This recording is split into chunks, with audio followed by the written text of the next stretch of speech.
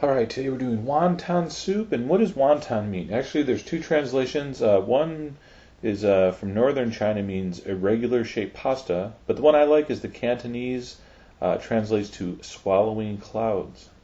Pretty cool, huh? So anyway, starts with a pound of ground pork. That's the 90% lean variety. I'm going to smash in 3 cloves of garlic. I'm going to spin the bowl for no apparent reason. I'm going to add 3 finely diced green onions. Now you need some ginger here. You know I like my tube of ginger paste.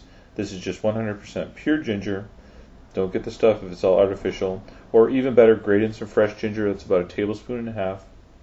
And I don't know why you're trying to write this stuff down. All right, go to the website. It's all there, foodwishes.com. Now, traditionally, there's a little bit of wine drizzled in here, a little Chinese wine. I forget the name. I'm using a California dry sherry, is what's commonly used these days. So it's about 1 tablespoon of sherry.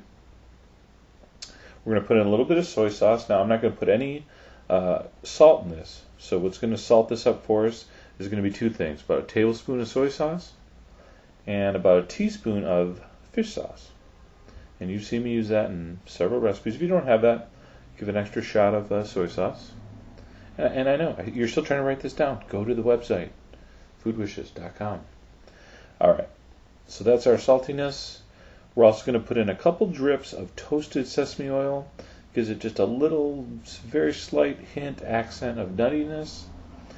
And a little hot sauce. This is sriracha. It's Uncle Chen's.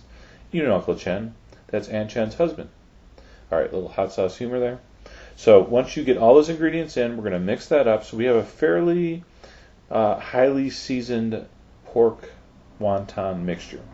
And I'll explain later the philosophy here. So once that's mixed, we're going to refrigerate that.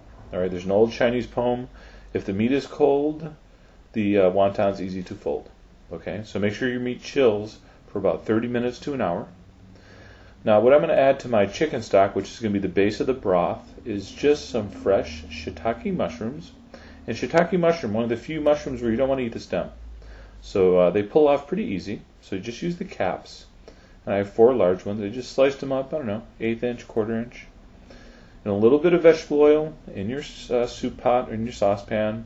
Give those a saute. Now shiitake mushroom, really interesting. The longer you cook them, the darker they get, the meatier the flavor. They have a very, almost like a steak-like flavor. So some people will add the stock just to the raw mushroom, that's fine. But I see how I did it there. If you give them a little bit of color, maybe 10-minute saute first, your stock is just a little bit of more rich flavor. So I prefer that. To that sauteed shiitake, I'm going to add 6 cups. So that's 1.5 of those quarts of chicken stock or chicken broth, really the same thing. Get a good quality organic or all natural one. And for some greens here, we're going to add at the end a little bit of bok choy. Okay? So bok choy, again, there's a nice bok choy recipe on the site. And I do like to separate the bottoms from the tops. The bottoms a little closer to a celery texture. The tops more like spinach. So what I'll do is I'll cut off the bottoms and I'll give it a nice slice across the grain. Alright, just like I'm slicing celery. And no, we're not having an earthquake in San Francisco. That my cameraman gets really excited when I work with bok choy, so he's kind of shaking a little bit. And then the leaves, just roll them up like a cigar. And we're going to do the classic chiffonade slice, which is just thin slices across. And there is your 2 parts of the bok choy. So we got the leaves, and we got the stalks, and we're just going to save that till later. Now, let me try to show you how to fold these wontons. You're going to put about 1/2 teaspoon on a square wonton wrapper. They always come square and round. You're going to get the square ones. You don't want any more than that. All right, 1/2 teaspoon. And to seal it, some people use water, some people use egg. I like to use egg white. All right, all 3 work. I prefer egg white.